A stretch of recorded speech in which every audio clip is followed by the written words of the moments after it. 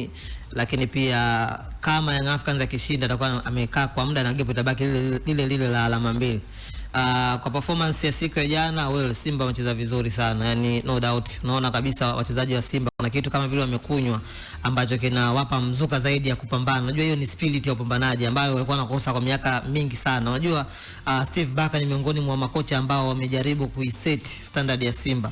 Yani ukweli usemwe, Simba sasa hivi ni Simba ambayo imechangamka. Yani ukiona unasema yes, hawa wachezaji wa Simba wanapambana, kuna kitu wanakihitaji, na wazo ambalo wanalo kichwani kwa hivi sasa Simba ni wanahitaji kombe ambalo hawajaligusa zaidi ya miaka 4. Hilo kitu kinawaumiza sana. Kwa hiyo kwa performance ya Coastal Union, kwa ukitoa kwa kitimu mchezaji mmoja mmoja amepambana sana. Ukiangalia Kibabage jinsi ambavyo anacheza, anapambana, hata kipa mwenyewe Kasali anapambana, umeelewa Duchu anaingia uvunguni. Yani wachezaji wa Simba wamechangamka kwa hivi sasa kwa sababu wanatamani kupata taji la ligi kuu. Lakini ukiwaangalia kwenye eneo la ulinzi la timu ya Coastal Union, mimi jali imenishangaza sana.